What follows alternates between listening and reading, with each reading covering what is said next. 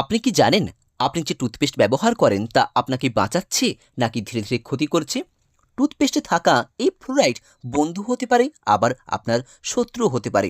অর্থাৎ এটি একই সঙ্গে দাঁতকে বাঁচাতেও পারে, আবার ক্ষতিও করতে পারে।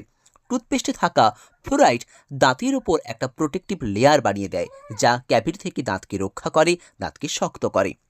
কিন্তু বেশি মাত্রায় হলে ফ্লুরোসিস হতে পারে, যার কারণে শিশুদের দাঁতের বর্ণের পরিবর্তন হয়, হলুদ বা খয়েরি বা কালো রঙের ছোপ দেখতে পাওয়া যায়। দাঁতের এনামেল নষ্ট হয়ে যায়, দাঁতে ক্ষত লক্ষ্য করা যায়। একই সঙ্গে বয়স্কদের লিগামেন্টের ক্যালসিফিকেশন হতে পারে, বিভিন্ন অস্থি সংক্রান্ত ব্যাধিও লক্ষ্য করা যায়।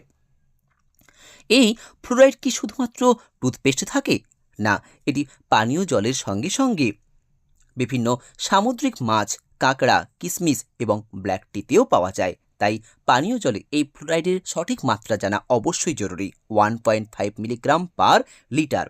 মনে রাখবেন, 3 বছরের শিশুদের জন্য প্রতিদিন চালের দানার আকারে টুথপেস্ট দিন, এবং 3 থেকে 6 বছরের শিশুদের জন্য বা বালক বালিকাদের জন্য মটরের দানার মতো টুথপেস্ট দিন।